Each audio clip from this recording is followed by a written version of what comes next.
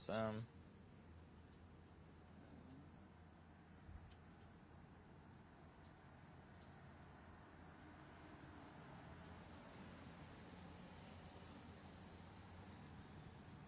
Okay, good. Alrighty. So Lewis here from Status Coup. We are currently live from East Palestine. I'm here with a resident, Krissy Ferguson, who's been reached out to us last night. She's got a lot to share with us today. I'll give you a little bit of an overview of what we've been up to the last couple days, and then we'll jump in to chatting here with Krissy. For those of you just tuning in here, please press the like button to help get this out to more folks so that we can get this information out to the masses. If this is your first time seeing us, consider subscribing to the YouTube channel by just pressing the button right here down below. All morning, actually, Colin and I have been driving around following the different creeks running through the area, starting from the derailment site, following Sulphur Run, which is actually right under Krissy's backyard here.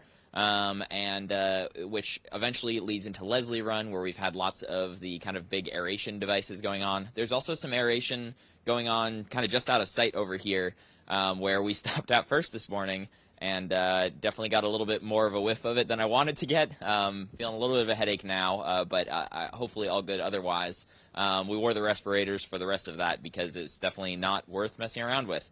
But we did go further down the streams, and we're kind of seeing where we could see some chemicals. We're definitely seeing less chemicals in the water than the last time we were here a couple weeks ago, which is a good thing. But I will say also, just because we're not seeing them doesn't mean that there's nothing in there, right? Last time it was crazy how much were there.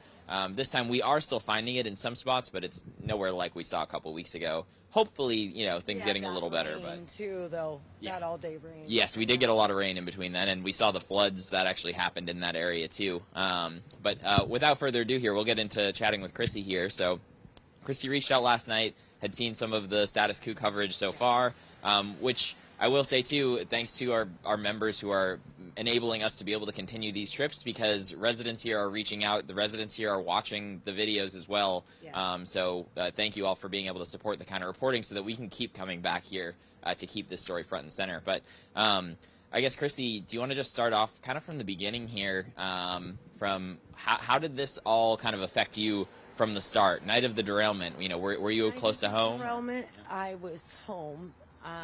I didn't find out about the derailment till probably 10 at night.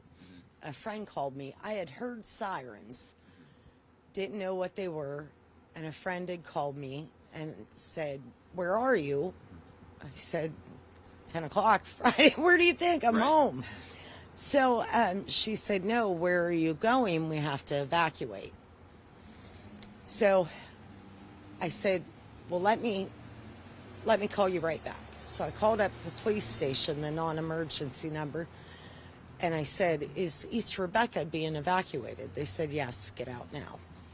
I went up, took a picture up at Family Dollar by those dumpsters over there, and the burning, it was just your throat, your eyes, everything. Had to put the jacket up, grabbed, I think, 2 pictures. The smoke and the fire was so high that night. You could see it. It looked like it was just on the other side of the plant over there. Yep. So I came back in. I had to wake my mother up and my stepfather up, tell them that we had to leave. Got my daughter and her boyfriend up, move in, packed. My husband, we took off. We left. The next day, we couldn't afford a hotel for another night, and we heard that they were allowing, that a lot of people didn't leave, and that they were allowing the ones back in. So we came home Saturday about 11:30, noon. Yep. Yes. And then we could smell it outside, but you couldn't smell it in the house yet. So I wouldn't use this door for my mom's. I would go out mine on the other side of the house to kind of keep her from getting exposed to anything coming in. And you mentioned your mother is in her 80s at this point, right? Yeah, she's 81, and my stepfather's 89 at the end of the month. So they're very fragile. Right. She has COPD and Parkinson's, and he has a started dementia. So things are harder for them, and it's harder to, the simplest things, getting them out in the cold that night to evacuate, having the car warmed, getting them there safe. So when we came back into town, like I said, I shut the door. We didn't go out a lot. I was the one that went when we had to run somewhere or get groceries. And then Sunday, the sheriff beat on the door, and he said everyone had to leave. So by this point, more news was getting out about that car and what they were going to do with the one that they thought was going to explode. Right, and this is the train car filled with vinyl chloride at this Yes. point. And at that point, they were saying one car that they were trying to deal with. Yes. So our first responders, pray for them. They didn't even know what they were fighting. That could have all been avoided. They had a chance to tell us, and no one did. Right. They waited till they got caught. Right, and unfortunately, I mean, obviously East Palestine Fire Department first on scene, but 50 fire departments, more than 50 fire departments showed up, and did not necessarily all know at the time what this was. A lot of them didn't have the proper Their life Yeah. to save our town. So we spent the next 30 days in a hotel room. I had some air testing done through CTEH and the EPA. The results that they received was not what they wrote on my paper. My paper was your basic, what everybody had was a 1. Right. Mine was a solid 2 and a solid 2-3. The woman had to ask the gentleman from the EPA 3 times what his test was, because he did not want to say. And his response was, a 2-3, what do you want me to do? And she replied, I want you to call your supervisor because I'm calling mine. Right. So this is because I think this is important, and we've done some digging into CTEH as well. CTEH is the contractor hired to do a lot of the air testing and some other testing by Norfolk Southern. CTEH has Rocky is a light way to put their history, yes, an understatement, to put their history in line of, they're essentially a company that gets called in by big companies like Norfolk Southern, who make a mess similar to this one, to come in and do tests, and essentially do tests for things that they maybe know that they're not going to find, or that they misread some of the information and make everything look like everything is fine and everything is good. So CTEH is the company that was hired by Norfolk Southern to come into town here in East Palestine and to do these tests to tell residents that they're fine. So so you're saying that CTEH was seeing the higher number on their device? Is that? Yes. Yes. And she called her supervisor. She did. I had a very honest person doing my tests. And she called, but then when my results were handed to me, and I could not hear what the supervisor was saying, so I really can't say, but when I got my results back, they said 1. Right. So I had got a call from Rosemary. It was a press secretary, I believe, for the head of the EPA in Washington.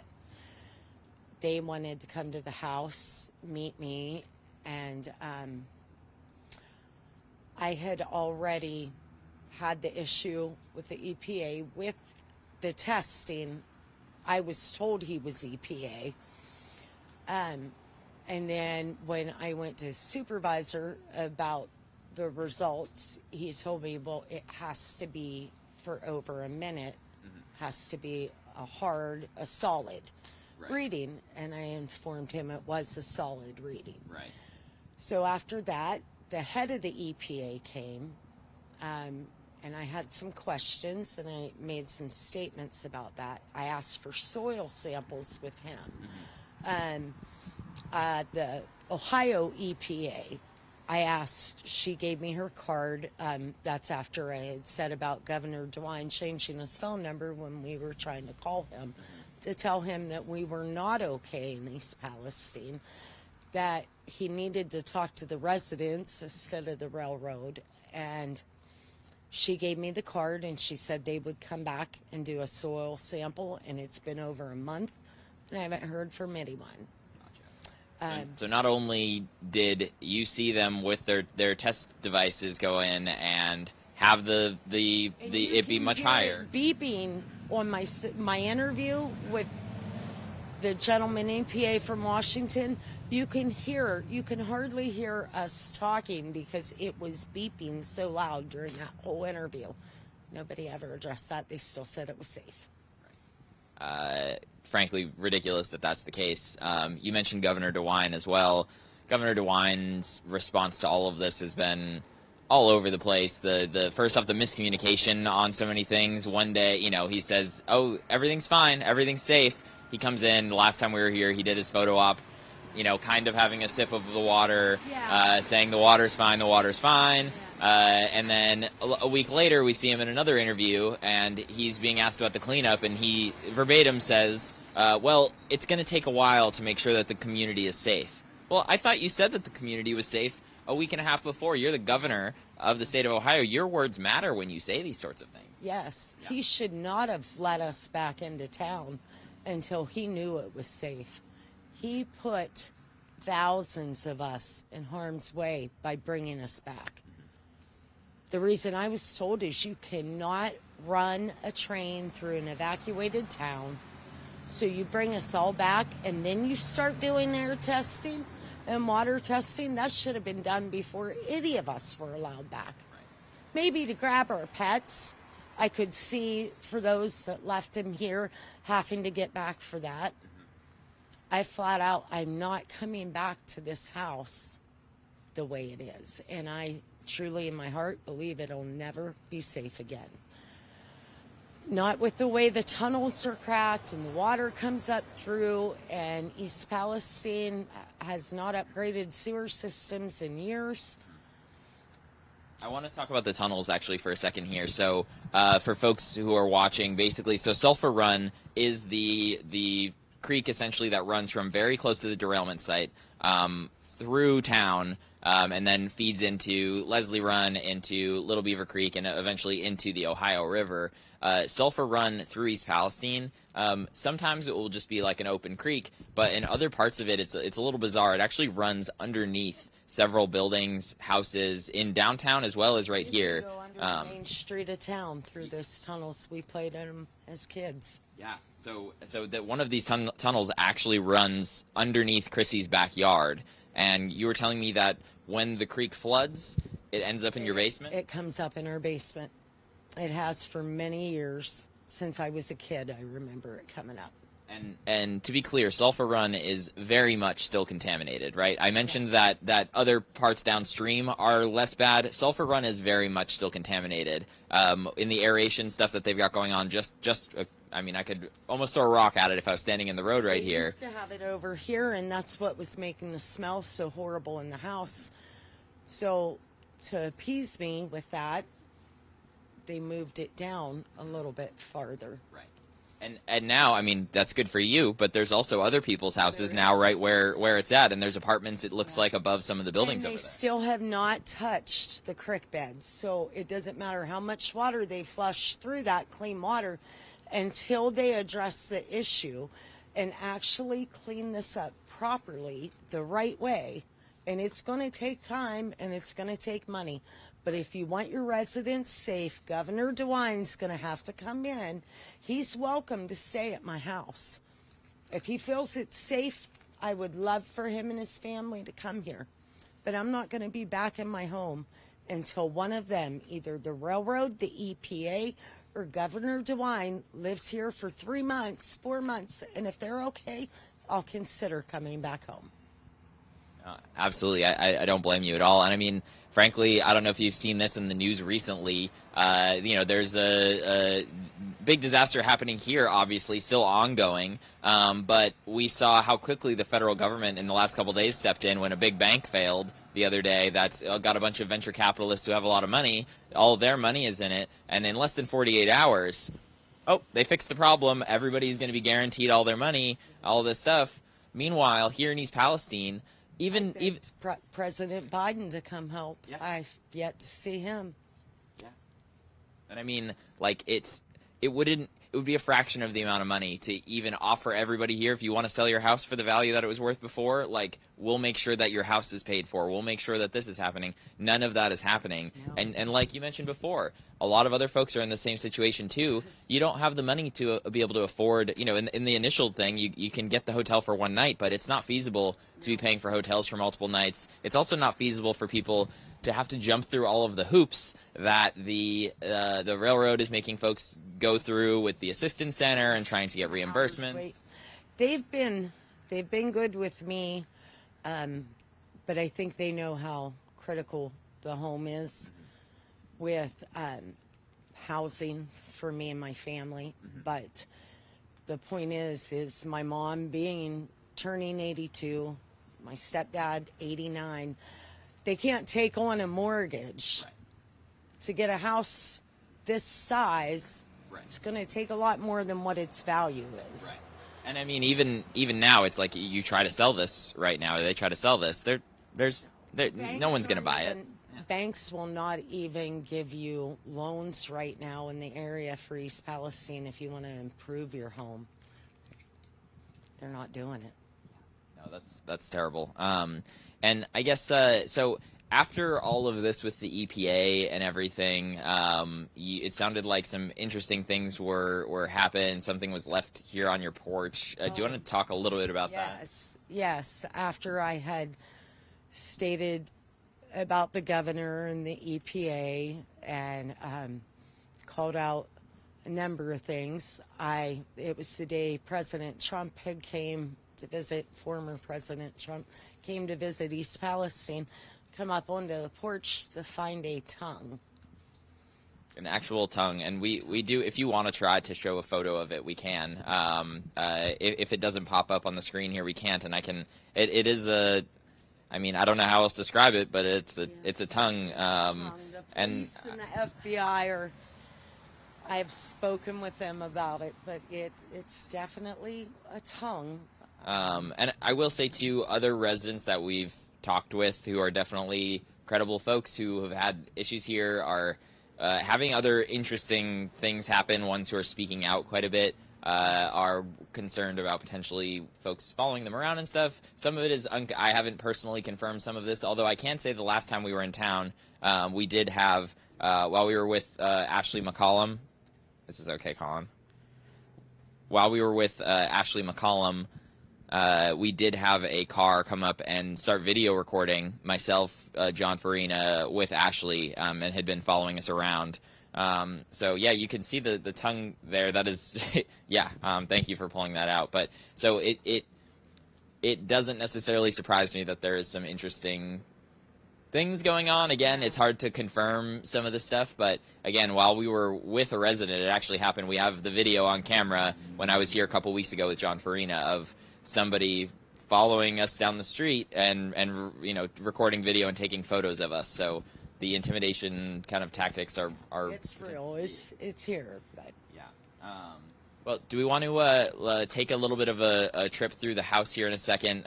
It's going to be hard to necessarily explain smells and whatnot to you all here, and then we'll also go out in the backyard and show you where the creek is essentially running underneath the backyard of the house. But we can pop in here. It might be a little bit dark for folks watching, and again, for those of you guys watching, please give us like the video, continue to help share this. Yeah, I think handheld makes sense.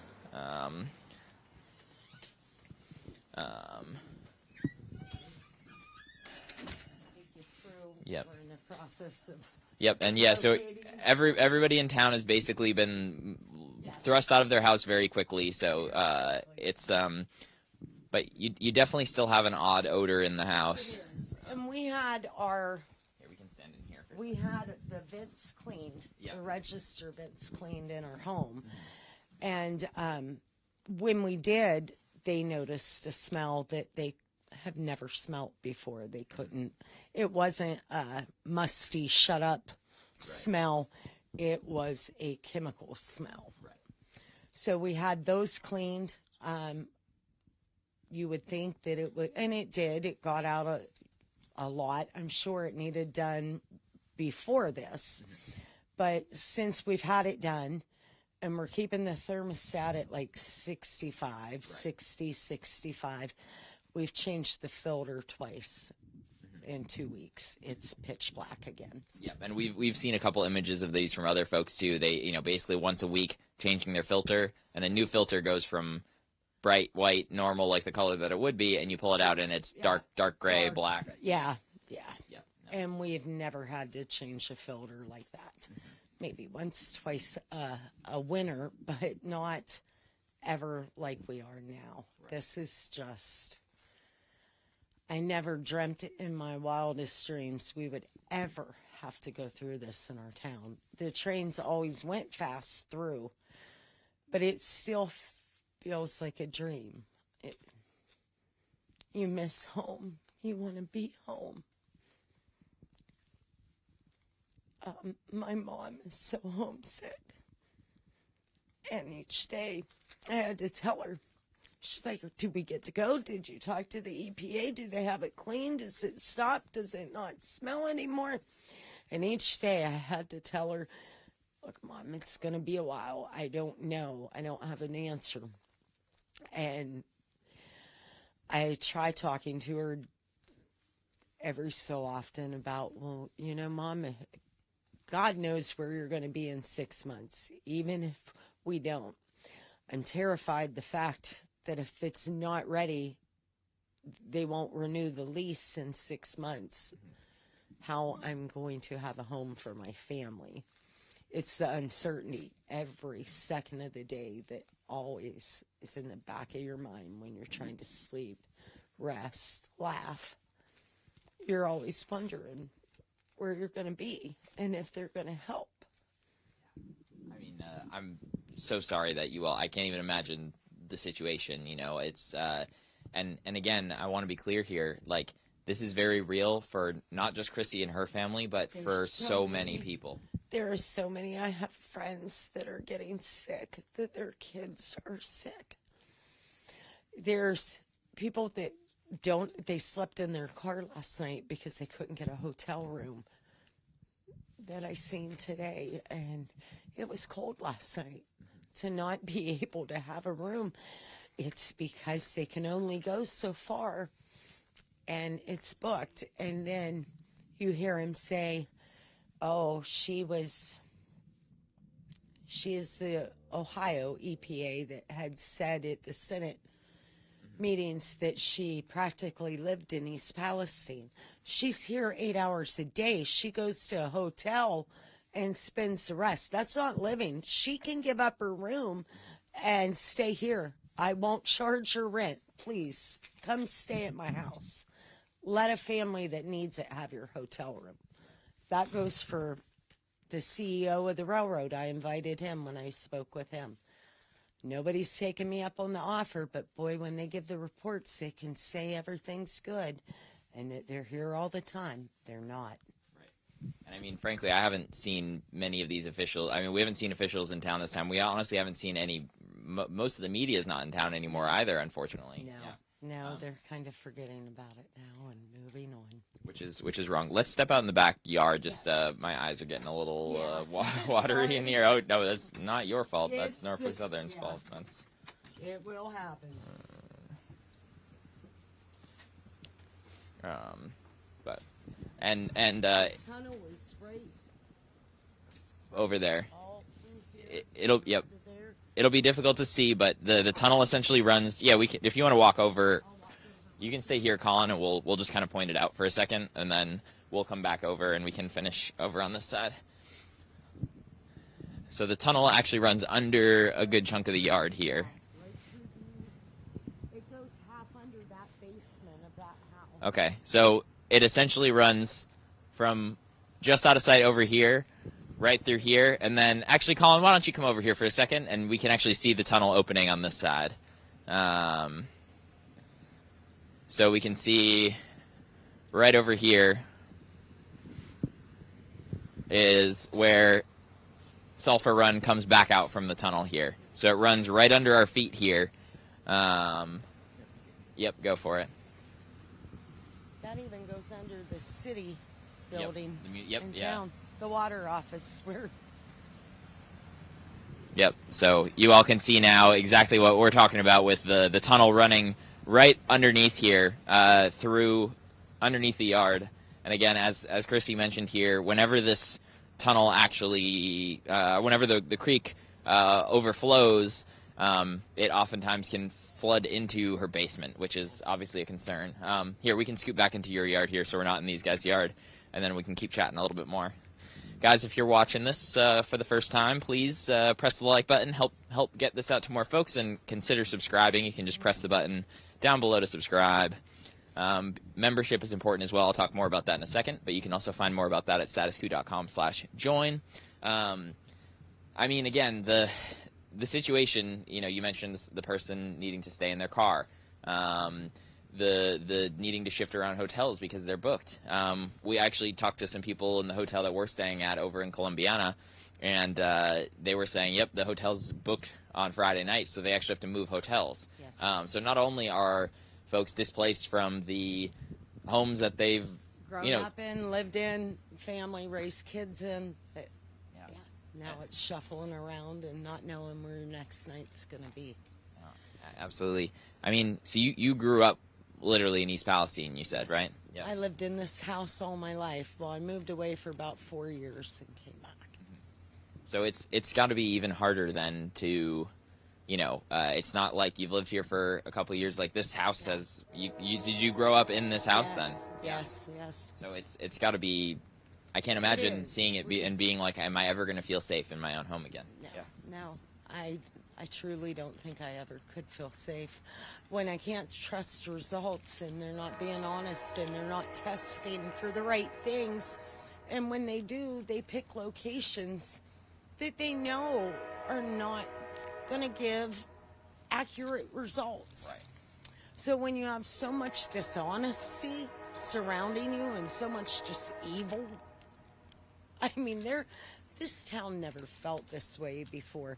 It wasn't perfect, but it was nothing at all like this. You just have no clue who to trust, what their motives are, anything anymore. It's just one thing after another. Then you think it's going to be okay, and you hear somebody else's story, and you know it's just getting worse. I'm curious, did you or any of your relatives who were here during the time frame where you were here experience any of these health symptoms that we're hearing from folks? I get it. I had the bearded dragons here, so I would come home every day. I couldn't take them to the hotel. We took the dogs, but we weren't able to take them. Their tanks were too big. So I would come home every day, 15 minutes to feed them, grab the mail, and tongue would tingle, numb. When I'm in East Palestine for an hour or two, whether it's work or something, and you feel it. You have it's not a normal headache. It's a pressure type headache. Chest, heaviness in the chest. I felt a lot. I haven't had the nosebleeds, but I know plenty that have. Right. I even seen where someone was coughing up blood. Yeah, I mean, all sorts of terrible. They say that they ask them if they want to talk to a counselor. I'm not for sure. I mean, yes, I know the sound of the train makes you jump, and I cried the first time I heard it, but I think they're not taking it serious. They said that stress can cause a lot of the issues we're having. Right, which is frankly ridiculous when you've got half of a town or more experiencing health symptoms. Yes. You go to the clinic that's set up by the state and they tell you, oh, the symptoms are probably from stress. And we encountered that the last time we were here. I actually ran into Governor DeWine the last time I was here, and I asked him a couple questions. He lied to my face. We had the video to prove that he lied to my face, of course, because it's not that hard to do when you lie as much as he's been doing. But he told me that we were on East Clark Street, and I had spent the night before talking with a ton of residents on that street, and they were experiencing all sorts of health symptoms. And I asked him, where should they go for help? And he was like, we just opened this clinic today. They should go there, yada, yada. So I went to the clinic, and it's said at the clinic, there's a sign that says what they're offering and what they're not offering. They're not offering any kind of testing of your blood or urine to see what you've been exposed to. They weren't offering any diagnoses of any kind at that point. They weren't offering any prescriptions. It was essentially someone to talk to and a referral to a doctor. Yes. What help is that going to do? You've got. Most of us have our own doctors by now. Right. We can get our, we don't need a referral. Right, exactly. Yeah, it's pointless. And at that point, like, hopefully you have okay health insurance, because you're going to be footing the bill for that on your own, and I'm sure a lot of folks don't. I'm sure a lot of folks are like me, too. I have health insurance, but it's not good. I pay for a really cheap plan because I can't afford a really good health insurance plan. No. So if I end up in the hospital, I've got like a $10,000 deductible. Yeah. Like, that's not going to help. Normal, average, everyday, hardworking people cannot afford that. Right. Agreed. So it's frankly, it's ridiculous that these are the answers that the officials, again, to kind of circle back to that end of it, are giving to you, and giving to folks everywhere in this town. Well, the EPA, it was either the EPA or the railroad, give a list of answers if people have questions.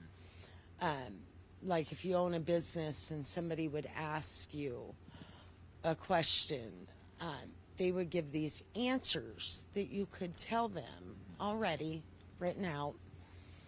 And then some of the questions, the answers was written in some other language. It wasn't even Spanish. And when nobody could understand it, she giggled and said, "This is because we didn't know the answer yet." So you make a joke of you don't know what's going to happen to these people, and you make a joke writing it in a language that nobody could even identify the answer, and you laugh about that. That's sick. That is totally sick. Agreed. Well, is there anything else that you want to share with us that we haven't covered already that you'd like to talk about? No, I'd just like to thank you for keep coming. There's some people in town, and you can basically tell by where they live if they just want the town back to normal and want the reporters to go away. But yet they live on the outskirts. When you live in a condo outside of town, you really don't have a right, because you're not here. You have to be here in this town to know what we're going through. And I just wanted to thank you for coming. Thank you for talking to me on short notice. I know it was late when I stalked you to find out where you were. I got the 10:30 phone call, and she's like, "I've been trying to find you. I called the hotel. I did all." Yes, but I thank you. I thank you all. I thank the viewers, because we're not okay in town. Things are uncertain, and we don't know what tomorrow holds. And nobody truly does, but most people think they're going to be in their home the next day. To not know where you're going to be, I just ask for prayers for our town, and please don't give up on us. Keep coming. Help us get these answers, because sooner or later they're going to have to answer. Even if it's, I don't know. I would rather that than somebody write it down and make a joke in a different language.